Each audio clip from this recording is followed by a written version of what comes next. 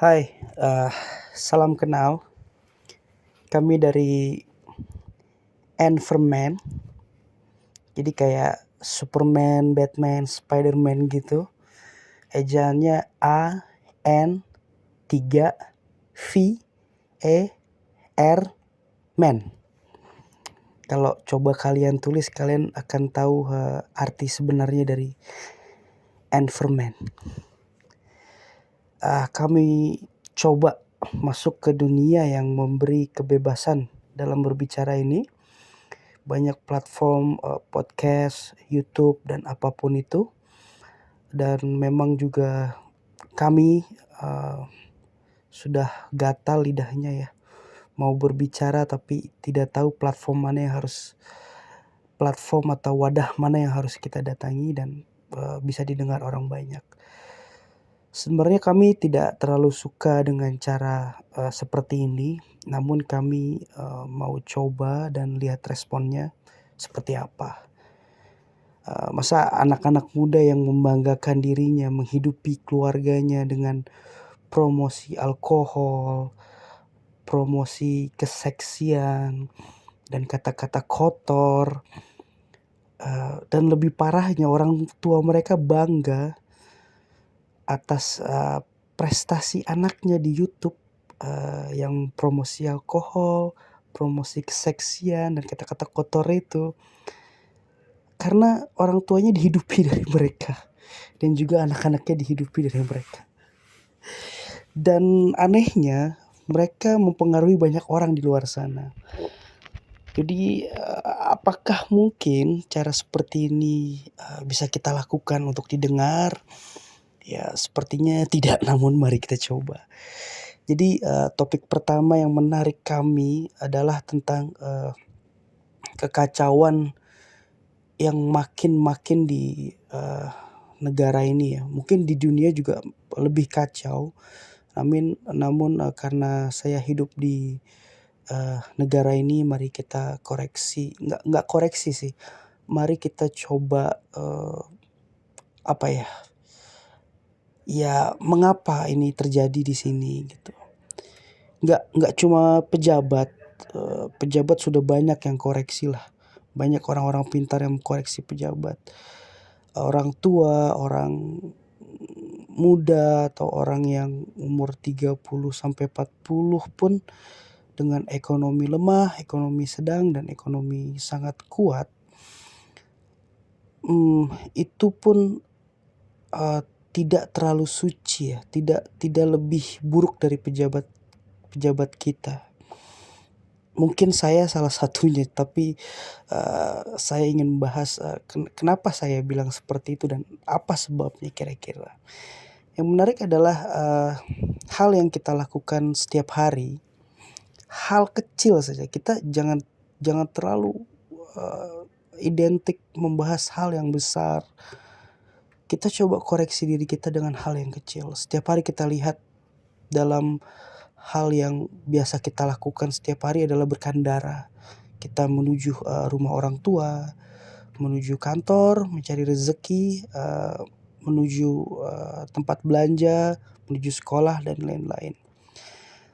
Anehnya, di kalangan bawah atau di kalangan sedang, seperti ojek online, angkot, buruh-buruh pabrik yang bekerja, karyawan yang pendidikannya mungkin sudah S1 atau minimal SMA, dan wirausahawan yang punya material atau apapun itu, mereka selalu berkata vokal ya untuk menuntut hak mereka kepada pejabat, sekitar, mungkin lurah, camat, atau berkata vokal ke pejabat di Senayan sana. Saya bukan membela, tapi saya ingin memberitahu fakta, padahal mereka itu selalu mengambil hak orang lain setiap pagi. Coba kita lihat, jam 6 sampai jam 8 pagi waktunya orang-orang bekerja dengan alasan takut telat atau ada orderan, atau bahkan antar orang tua ke rumah sakit pun, Kalau mereka tidak menggunakan jalur mereka dan mereka zolim mengambil hak orang lain, itu tidak dibolehkan sebetulnya. Jadi kita lihat motor pada naik di trotoar, angkot parkir setengah badan di trotoar, truk pasir atau apapun itu parkir di trotoar. Secara langsung, bukan secara tidak langsung, tapi secara langsung mereka sudah mengambil hak pejalan kaki. Dan itu setiap hari mereka lakukan berulang dan berulang.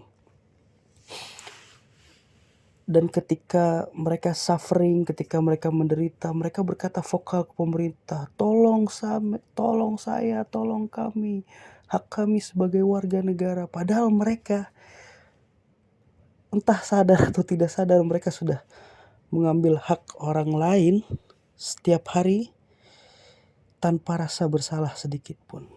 Lawan arah, menyeberang tidak pada tempatnya, bahkan banyak pedagang-pedagang yang datang dari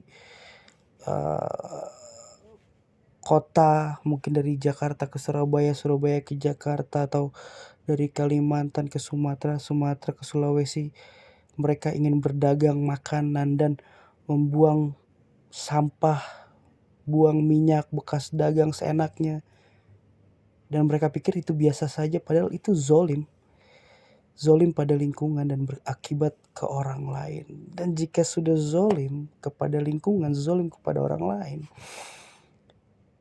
ya itu sudah mungkin sebagian efeknya sudah mengambil hak orang lain untuk sehat, hak orang lain untuk bersih, seperti itu.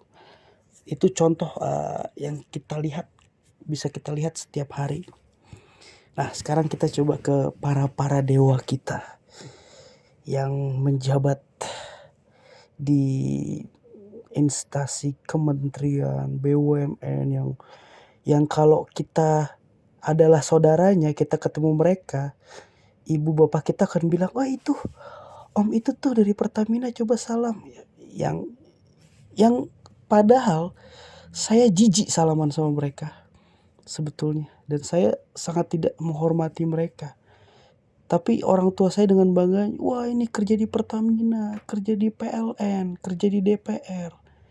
Sesungguhnya dalam hati saya sangat-sangat tidak respect kepada mereka. Kenapa? Bukan kepada pekerjaannya sebagai Pertamina atau PLN atau DPR, tapi kepada orangnya. Dengan bangganya mereka tersenyum datang dan memamerkan harta-hartanya, dan anaknya juga yang mungkin terdidik dari setelah makan uang haram dari mereka, seperti ya apa ya? Ya kalian tahu lah, kalau memang orang itu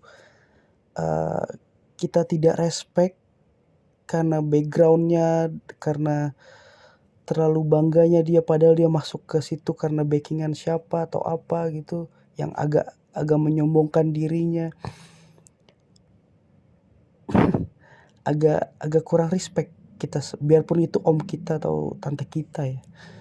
Dan hal itu pun jadi lumrah di masyarakat kita ini. Bahkan Pak Haji pun kalau udah ketemu sama anggota DPR dari keluarga kita, padahal dia baru kena kasus korupsi, tetap bangga bersalaman dengan dia gitu.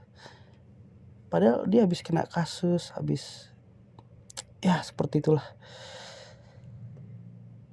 Nah, balik lagi ke para dewa kita yang kalian tahu masuk PLN itu, masuk Pertamina, mungkin masuk kementerian, tesnya itu berjuta-juta orang dan susah sekali. Bahkan ada beberapa yang mengkategorikan mungkin dari lulusan luar negeri bisa lebih masuk, mungkin sekolah tinggi negeri S2, S1, atau kalau Jobstreet bilang tuh with reputable university grade A.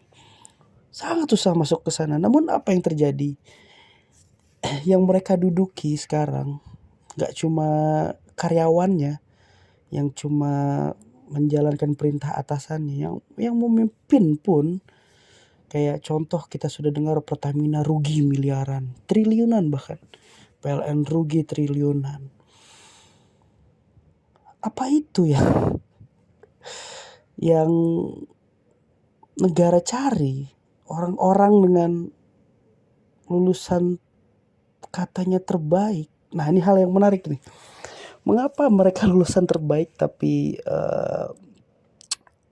tidak bisa memberikan efek yang baik kepada kita sebagai rakyatnya? Kenapa? Itu nanti akan saya bahas di berikutnya.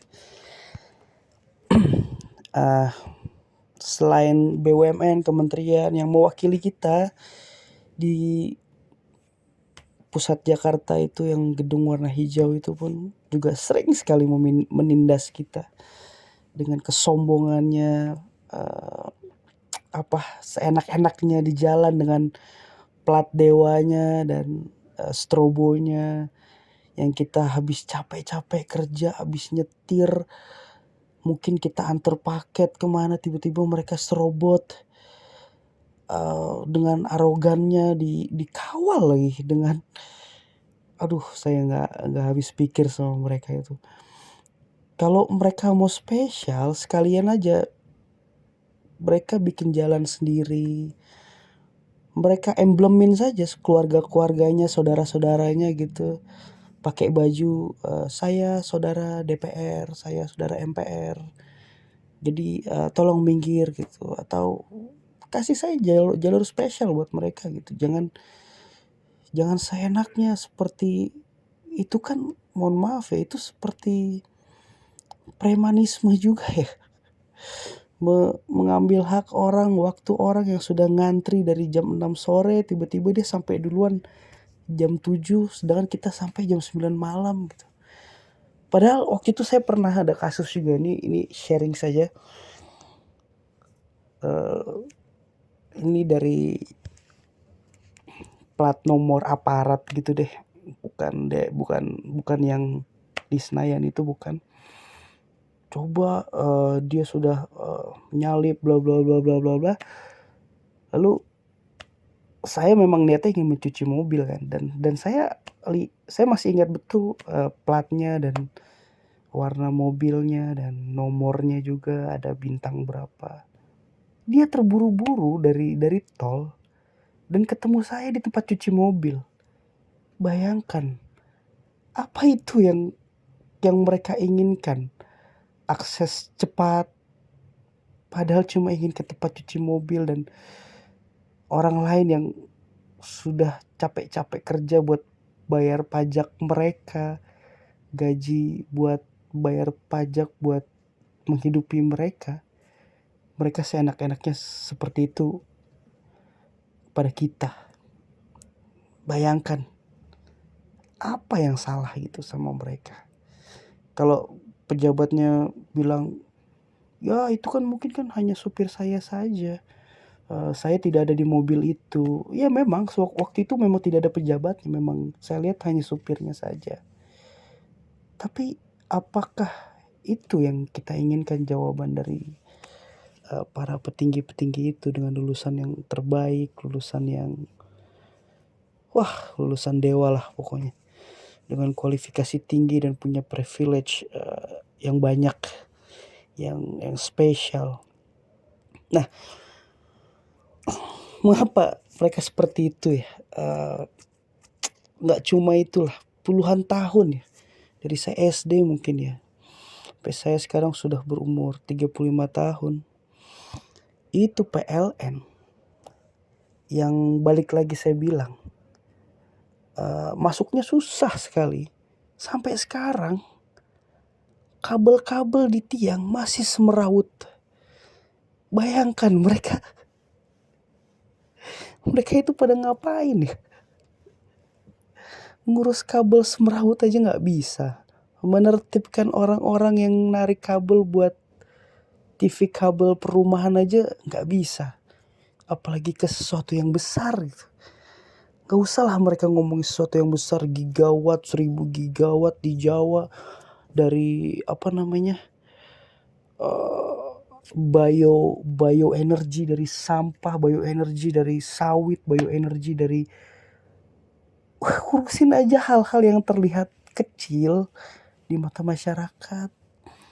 Nggak usah ke hal-hal yang besar yang kalian banggakan, yang menghabiskan kos ratusan triliun itu. Nggak, aduh saya nggak tahu juga sih jalan pikiran seperti apa. Kemiskinan juga tidak bisa mereka atasi. Ya alhamdulillah, karena saya lihat sih sudah banyak yang tidak terlalu miskin di Jakarta. Tapi di daerah lain ya tolonglah diperhatikan. Regulator membuat peraturan di double layer, triple layer seperti itu. Itu sangat tidak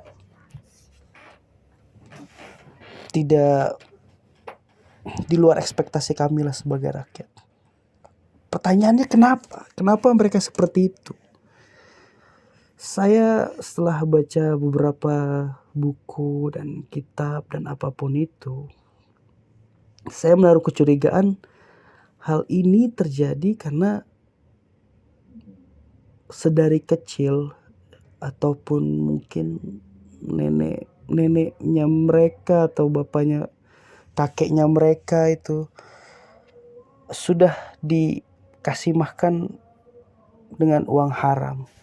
Jadi semua efek kekacauan ini adalah dari azab uang haram yang mereka beri makan pada anak-anaknya sampai cucu-cucunya.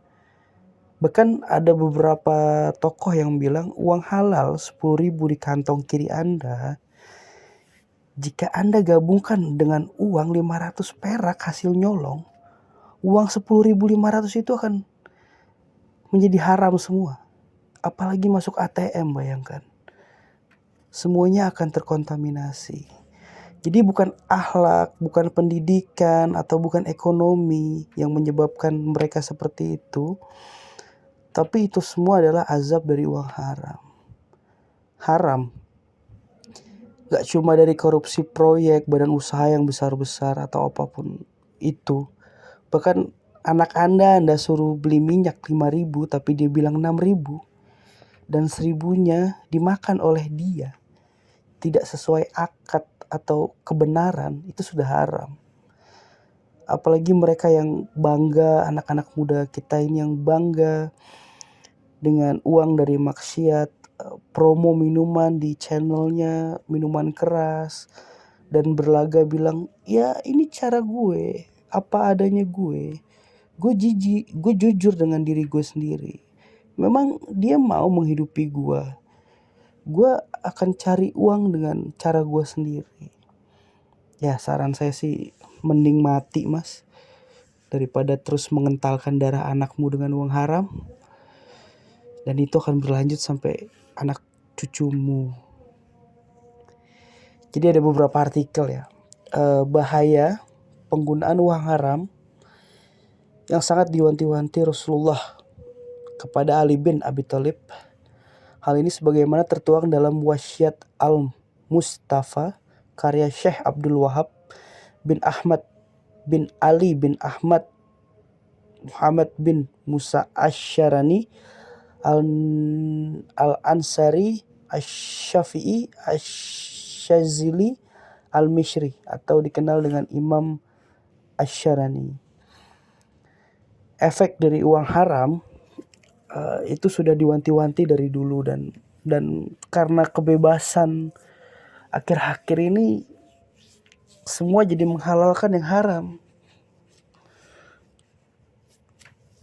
Dengan ya yang tadi saya bilang, dari hal kecil saja, menjual minuman haram atau ya seperti itulah yang Anda lihat di YouTube dengan anak-anak zaman sekarang yang tiba-tiba kaya karena YouTube-nya, karena badan tatoan, ngomong bla bla bla, mengumbar keseksiannya, pergi ke pulau bajo atau uh, dengan bangganya minum alkohol sambil bernyanyi, dan parahnya lagi diidolakan loh mereka. Luar biasa. Jadi uh, Rasulullah menyampaikan kepada Ali bin Abi Thalib, syubhat berakibat pada terkontaminasinya agama dan gelap hatinya. Wahai Ali, barang siapa yang makan makanan syubhat, maka agamanya akan syubhat dan hatinya akan menjadi gelap. Maksudnya orang yang makan syubhat hatinya tidak akan bisa menerima nasihat agama sehingga gelap hatinya. Dan barang siapa yang makan makanan haram, maka akan mati hatinya. Ringan agamanya, menyepelekan agama, lemah keyakinannya, doanya akan terhalang dan sedikit ibadahnya. Ya, seperti itulah salah satu pesan Rasul kepada Ali bin Abi Thalib. Mungkin kalian sudah bisa merangkum ya efek dari uang haram tersebut apa. Tidak cuma dari korupsi, uang haram itu juga bisa dari rezeki yang kalian dapatkan. Sorry, bukan rezeki, uang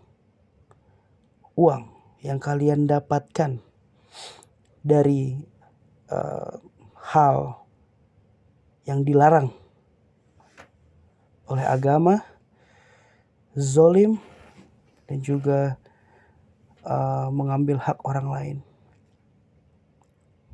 Ya, demikian podcast saya yang pertama kali yang akan coba saya share ke kalian lewat beberapa platform. Silahkan komen dan saya akan coba membuat podcast kedua dalam waktu dekat.